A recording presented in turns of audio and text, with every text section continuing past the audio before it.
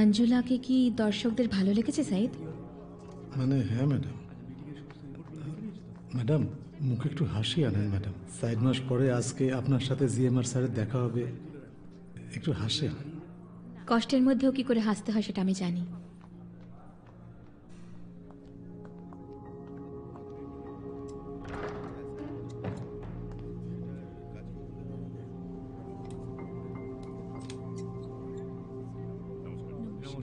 আসার জন্য অনেক ধন্যবাদ।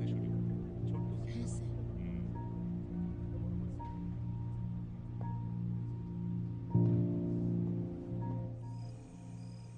আমাদের ফিল্মের কাজটা আর কয়েকদিনের মধ্যেই শুরু হয়ে যাবে।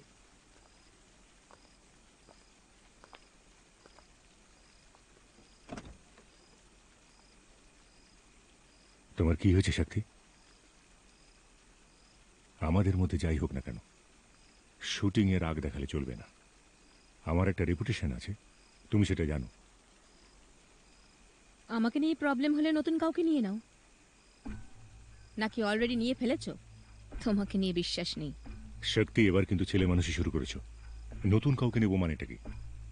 একজন হিরো তো সবসময় বিভিন্ন ছবিতে বিভিন্ন নায়িকার সাথে কাজ করে। তাহলে তো আমিও অন্য হিরোদের সাথে কাজ করতে পারি, সেটাই তো হওয়া উচিত। নাকি গালে হাত দিয়ে বসে থাকবো যে তুমি কবে ডাকবে? উচিত অনুচিত নিয়ে এত ভাবনা চিন্তা করার কোনো দরকার নেই। তুমি কি করতে চাও আমাকে সেটা বলো। আমি ছাত্রপাতির অপোজিটে একটা ফিল্মের অফার পেয়েছি, আমি ওটা করতে চাই। আমি চাই তুমি আমাকে ওটা করতে দাও।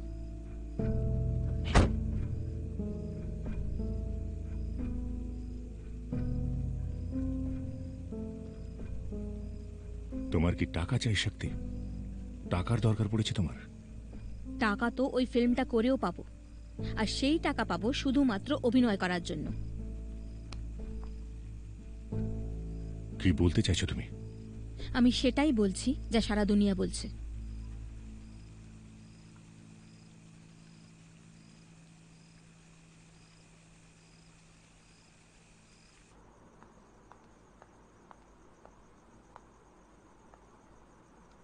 মা, তুই বড্ড বোকা শক্তি।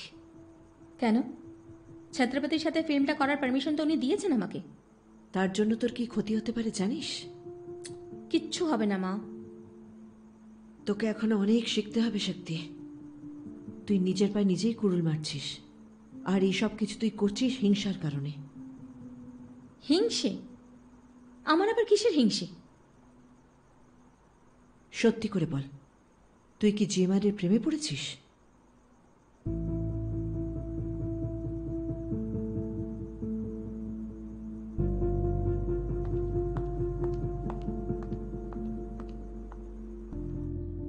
ব্যাপারটা আমার কাছে একেবারে অবিশ্বাস্য ছিল।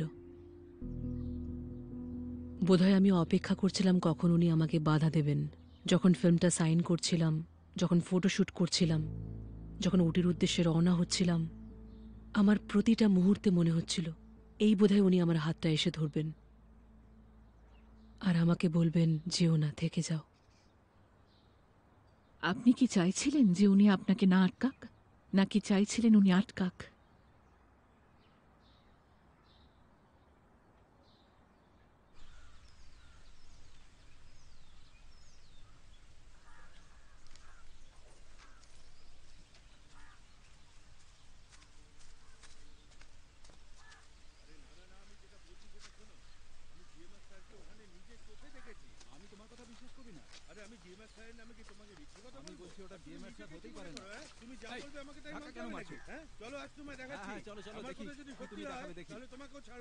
আরে ওরা জিএমআর এর কথা বলছে।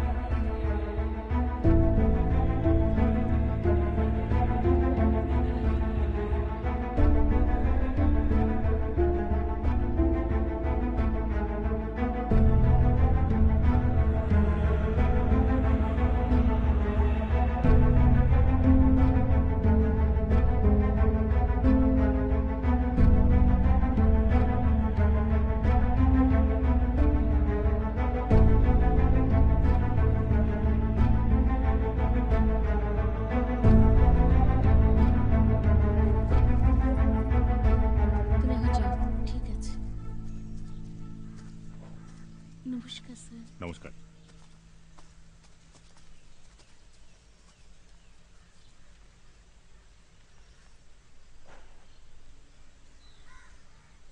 তোমাকে খুব সুন্দর দেখাচ্ছে।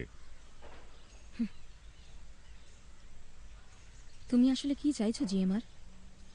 তুমি যেমন যার সঙ্গে ইচ্ছে অভিনয় করতে পারো, আমিও তেমনি আমার ইচ্ছে মতো যেখানে খুশি সেখানে শুটিং করতে পারি। আমরা দুজনেই অভিনয় জগতে পেশাদার অভিনেতা। ভয় পাচ্ছ কেন? বসো। হুম, বসো।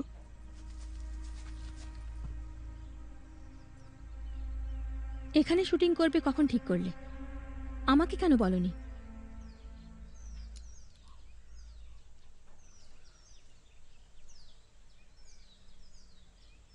তুমি এখানে আসছো যখন আমরা জানলাম, সকলেই চিন্তায় পড়ে যায় আমাদের শুটিং কি করে হবে।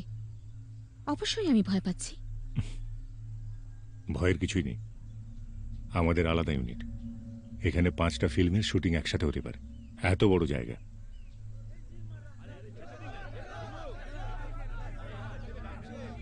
আসছি, ওদের বলো আসছি।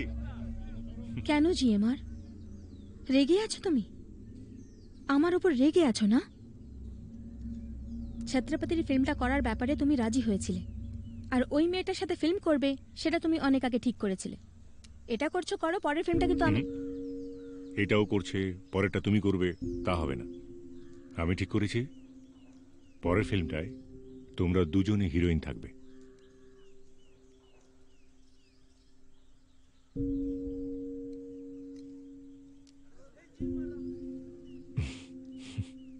কথা হবে, তুমি তো আছোই।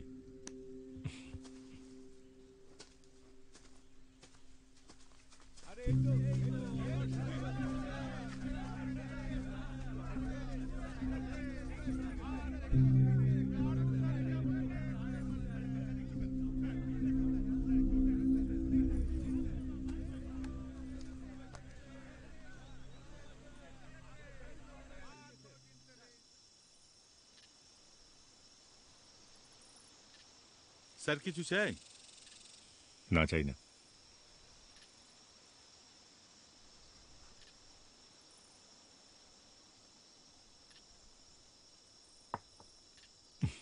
বন্ধু,